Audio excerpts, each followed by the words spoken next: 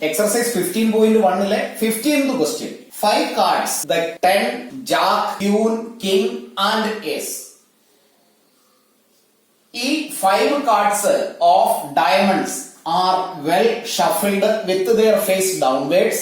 One card is then picked up at random.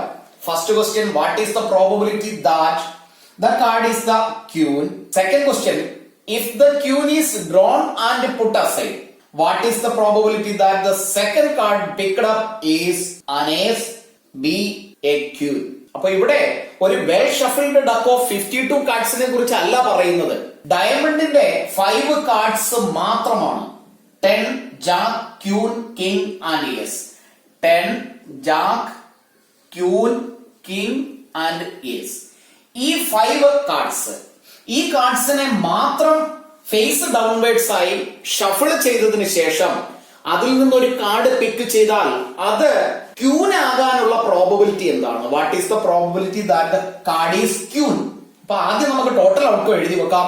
അതിനു മുമ്പ് probability കണ്ടുപിടിക്കാനുള്ള equation, probability is favourable outcome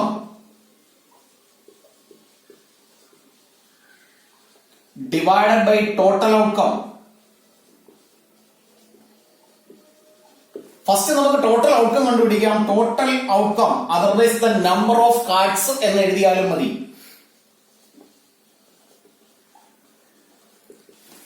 1, 2, 3, 4, 5. ഇവിടെ ക്വസ്റ്റ്യനിലും 5 cards എന്ന് പറഞ്ഞിട്ടുണ്ട്. അതുകൊണ്ട് ടോട്ടൽ ഔട്ട്കം 5 ആണ്. ഫസ്റ്റ് നമുക്ക് ഫേവർ ആയിട്ട് വരേണ്ട കാർഡ് ദ ക്യൂൻ ആണ്. ക്യൂൻ ആണ് വരേണ്ടത്. ഈ 5 കാർഡ്സിൽ, ഈ 5 കാർഡ്സിൽ ക്യൂൻ ഒരെണ്ണം മാത്രമേ ഉള്ളൂ. അതുകൊണ്ട് നമുക്ക് ഫേവറബിൾ ഔട്ട്കം എഴുതി വെക്കാം. Favorable outcome is 1 because ഒരു ക്യൂൻ മാത്രമേ ഉള്ളൂ. Therefore, probability for a queen is 1/5. ഇതാണ് ഫസ്റ്റ് ക്വസ്റ്റ്യന്റെ ആൻസർ. സെക്കൻഡ് ക്വസ്റ്റ്യനില് ഈ ഡ്രോ ചെയ്ത ക്യൂനിനെ ഒരു സൈഡിലേക്ക് മാറ്റി വെക്കുന്നു. ക്യൂൻ ഡ്രോ ചെയ്യുന്നു, അതിനെ സൈഡിലേക്ക് മാറ്റി വെച്ചാൽ പിന്നീട് ആ ഒരു കാർഡ് ഇല്ല. ലെഫ്റ്റ് വിത്ത് 1, 2, 3, 4 കാർഡ്സ് ആണ് ഉള്ളത്. അപ്പോ സെക്കൻഡ് ക്വസ്റ്റ്യന്റെ ടോട്ടൽ ഔട്ട്കം 5 അല്ല 4 ആണ്. Because queen is drawn and put aside എന്നാണ് പറയുന്നത്. ഇനിയുള്ള സെക്കൻഡ് ക്വസ്റ്റ്യന്റെ എ പാർട്ടിന്റെയും ബി പാർട്ടിന്റെയും ഡിനോമിനേറ്റർ 4 ആണ്. ഫസ്റ്റ് ക്വസ്റ്റ്യൻ ആൻഡ് ഏസ് എന്നാണ് പറയുന്നത്. ഒരു ഏസ് കിട്ടാനുള്ള പ്രോബബിലിറ്റി ഒറ്റ ഒരു ഏസേ ഉള്ളൂ. അതുകൊണ്ട് അവിടെയുള്ള ഫേവറബിൾ ഔട്ട്കം ഈസ് 1. ഇത് എ എന്ന ക്വസ്റ്റ്യന്റെ ആൻസർ ആണ്. Therefore, probability for an ace is 1/4. B question എഴുതാം. ബി എന്ന ക്വസ്റ്റ്യന്റെ ആൻസർ എ ക്യൂൻ ആണ്. ക്യൂനിനെ നമ്മൾ എടുത്തതിന് ശേഷം ഡ്രോ ചെയ്ത് ഒരു സൈഡിലേക്ക് മാറ്റി വെച്ചിരിക്കുകയാണ്.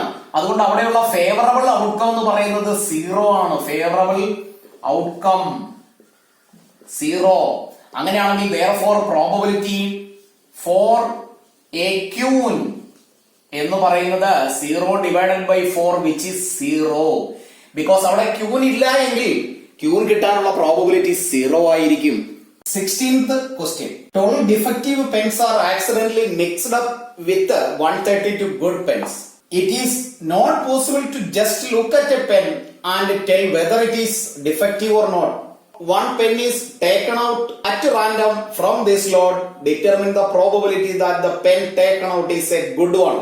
Total 132 good pens in the കൂടെ accidentally 12 defective പെന്നിനെ കൂടി മിക്സ് ചെയ്തു.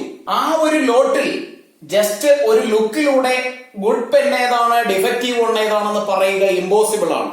അങ്ങനെയുള്ള ഒരു ലോട്ടിൽ നിന്നും റാൻഡംലി ഒരു പെൻ സെലക്ട് ചെയ്താൽ അത് ഗുഡ് വൺ ആകാനുള്ള പ്രോബബിലിറ്റി എത്രയാണെന്നാണ് ക്വസ്റ്റ്യൻ. അപ്പൊ ഇവിടെ ഗുഡ് പെൻ 132 ആണ് ക്വസ്റ്റ്യനിൽ തന്നിട്ടുണ്ട്. ഡിഫക്റ്റീവ് വൺ 12 ആണ്. അങ്ങനെയാണെങ്കിൽ ടോട്ടൽ നമ്പർ ഓഫ് പെൻസ്, അതിനെയാണ് ഇവിടെ ടോട്ടൽ ഔട്ട്കം ആയി എഴുതേണ്ടത്. അത് ഗുഡ് വണ്ണും ഡിഫക്റ്റീവ് വണ്ണും കൂടെ ചേരുന്നതാണ് അവിടെയുള്ള ടോട്ടൽ ഔട്ട്കം. ഫസ്റ്റ് നമുക്ക് പ്രോബബിലിറ്റിയുടെ ഇക്വേഷൻ എഴുതി വെക്കാം. Probability is equal to favourable outcome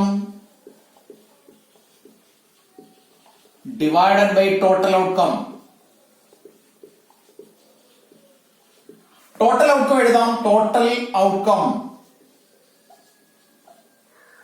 is 132 good one and 12 defective one, which is total 144.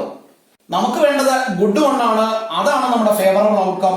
Therefore favourable outcome എന്ന് വേണമെങ്കിലും എഴുതാം, നമ്പർ ഓഫ് ഗുഡ് പെൻസ് എന്ന് വേണമെങ്കിലും എഴുതാം. അപ്പൊ നമുക്കിവിടെ ഫേവറബിൾ ഔട്ട്കം എഴുതാം. Favourable outcome is 132. Therefore, probability for a good one is 132 divided by 144. 132ഉം 144ഉം രണ്ട് നമ്പറിനെയും നമുക്ക് ഡിവൈഡ് ചെയ്യാം 12 കൊണ്ട്. 11 divided by 12 എന്ന ഫൈനൽ ആൻസർ കിട്ടും. 17th question. A lot of 20 bulbs contains 4 defective ones. One bulb is drawn at random from the lot. What is the probability that this bulb is defective? 20 ബൾബ്സിൽ 4 defective bulbs ആണുള്ളത്. ആ ഒരു ലോട്ടിൽ നിന്നും ഒരു bulb randomly select ചെയ്താൽ what is the probability that this bulb is A defective? അതൊരു defective one ആകാനുള്ള probability എന്താണ്? ആ ക്വസ്റ്റ്യന്റെ ആൻസർ എഴുതാം. ഫസ്റ്റ് നമ്മൾ എഴുതേണ്ടത് പ്രോബബിലിറ്റി കണ്ടുപിടിക്കുന്നതിനുള്ള ഇക്വേഷൻ ആണ്. അതിനുശേഷം ടോട്ടൽ ഔട്ട്കം എഴുതണം. Total outcome, otherwise total number of bulb എന്ന് എഴുതിയാലും കുഴപ്പമില്ല, which is 20. Number of defective bulbs അങ്ങനെ വേണമെങ്കിലും എഴുതാം. ഫേവറബിൾ ഔട്ട്കം എന്ന് വേണമെങ്കിലും എഴുതാം. Number of defective bulbs is 4. ഇതിനെ നമുക്ക് ഫേവറബിൾ ഔട്ട്കം എന്ന് വേണമെങ്കിലും എഴുതാം. അങ്ങനെയാണെങ്കിൽ therefore probability for a defective bulb is 4 divided by 20, which is 1/5. Second ക്വസ്റ്റ്യനിൽ പറയുന്നത് suppose the bulb drawn is not defective. ഇതിൽ ഡ്രോ ചെയ്ത ബൾബ് ഡിഫക്റ്റീവ് അല്ല, നല്ലതാണ് എങ്കിൽ ആൻഡ് ഈസ് നോട്ട് റീപ്ലേസ്ഡ്.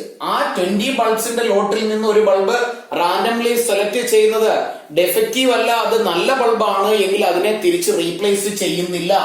അങ്ങനെയാണെങ്കിൽ വീണ്ടും അതിൽ നിന്ന് ഒരു ബൾബ് എടുത്താൽ what is the probability that this bulb is not defective? ആ എടുക്കുന്ന ബൾബ് ഡിഫക്റ്റീവ് അല്ലാതാകാനുള്ള പ്രോബബിലിറ്റി എന്താണെന്നാണ് ക്വസ്റ്റ്യൻ. സെക്കൻഡ് ക്വസ്റ്റ്യനിലെ ആൻസറില് ടോട്ടൽ ഔട്ട്കം നമ്മൾ ശ്രദ്ധിച്ചു വേണം എഴുതാൻ. ടോട്ടൽ ഔട്ട്കം 20 ബൾബ്സിന്റെ ലോട്ടിൽ നിന്നും ഒരു ബൾബ് ഡ്രോ ചെയ്തു, അതിനെ തിരിച്ച് 20 ബൾബ്സിലേക്ക് തന്നെ റീപ്ലേസ് ചെയ്യുന്നില്ല, അതിനെ ഒരു സൈഡിലേക്ക് മാറ്റി വെക്കുന്നു. അങ്ങനെയാണെങ്കിൽ ടോട്ടൽ നമ്പർ ഓഫ് ബൾബ് അല്ലെങ്കിൽ ടോട്ടൽ ഔട്ട്കം ഈസ് 20യിൽ നിന്ന് 1 മൈനസ് ചെയ്യണം, വിച്ച് ഈസ് 19. നമുക്കിവിടെ വേണ്ടത് നോട്ട് ഡിഫക്റ്റീവ് ആണ്. Number of bulbs which are not defective is total number 20 ആണ്, അതിൽ 4 ഡിഫക്റ്റീവ് ആണ്. അത് മാത്രവുമല്ല, ആ 4 ബൾബ്സ് കൂടാതെ ഡ്രോ ചെയ്ത് മാറ്റിവെച്ച ഒരു ബൾബ് കൂടിയുണ്ട്. അതായത് 20യിൽ നിന്ന് 4 മൈനസ് ചെയ്താൽ നമുക്ക് total number of bulbs which are not defective കിട്ടും, വിച്ച് ഈസ് 16. ഇനി ആ 16 ബൾബിൽ ഒരെണ്ണമാണ് നമ്മൾ ഫസ്റ്റ് കേസിൽ ഡ്രോ ചെയ്തിട്ട് റീപ്ലേസ് ചെയ്യാതെ ഇരിക്കുന്നത്. അങ്ങനെയാണെങ്കിൽ അതിൽ നിന്ന് 1 കൂടി മൈനസ് ചെയ്താൽ 15 ആയിരിക്കും സെക്കൻഡ് കേസിലെ നോട്ട് ഡിഫക്റ്റീവ് ബൾബ്സിന്റെ എണ്ണം. അല്ലെങ്കിൽ ഫേവറബിൾ ഔട്ട്കം എന്ന് വേണമെങ്കിൽ എഴുതാം. നമുക്ക് അതിനെ ഫേവറബിൾ ഔട്ട്കം എന്ന് എഴുതാം. സെക്കൻഡ് കേസിലെ favourable outcome is 15. Therefore probability for not defective bulb എന്ന് വേണമെങ്കിലും എഴുതാം, ഗുഡ് വൺ എന്ന് വേണമെങ്കിലും എഴുതാം. Bulbs which are not defective is 15 divided by പിന്നീടുള്ള ടോട്ടൽ ഔട്ട്കം ശ്രദ്ധിച്ചെഴുതണം, 19 ആണ്. ഇത്രയുമാണ് രണ്ടാമത്തെ ക്വസ്റ്റ്യന്റെ ആൻസർ. ക്ലാസ്സുകൾ ഇഷ്ടപ്പെട്ടുവെങ്കിൽ ലൈക്കും ഷെയറും കമന്റും ചെയ്യണം. ഒപ്പം നമ്മുടെ ക്ലാസ്സുകൾ കാണുന്ന മിക്ക സ്റ്റുഡൻസും സബ്സ്ക്രൈബ് ചെയ്യുകയോ ബെൽ ബട്ടൺ ക്ലിക്ക് ചെയ്യുകയോ ചെയ്യാറില്ല. ഈ ചാപ്റ്ററിന്റെ 2-3 പാർട്ടും കൂടി കഴിയുമ്പോൾ ഉടൻ തന്നെ നമ്മൾ റിവിഷൻ സ്റ്റാർട്ട് ചെയ്യുന്നതായിരിക്കും. റിവിഷനിൽ പ്രീവിയസ് ക്വസ്റ്റ്യൻസും എക്സ്ട്രാ ക്വസ്റ്റ്യൻസും വർക്ക് ചെയ്യുമ്പോൾ അത് മിസ് ചെയ്യാതെ ഇരിക്കണമെങ്കിൽ സബ്സ്ക്രൈബ് ചെയ്യുകയും ബെൽ ബട്ടൺ ക്ലിക്ക് ചെയ്യുകയും ചെയ്യണം. ഒരു ക്ലാസ് പോലും മിസ് ചെയ്യാതെ എല്ലാ ക്ലാസ്സുകളും റെഗുലറായി കാണുക.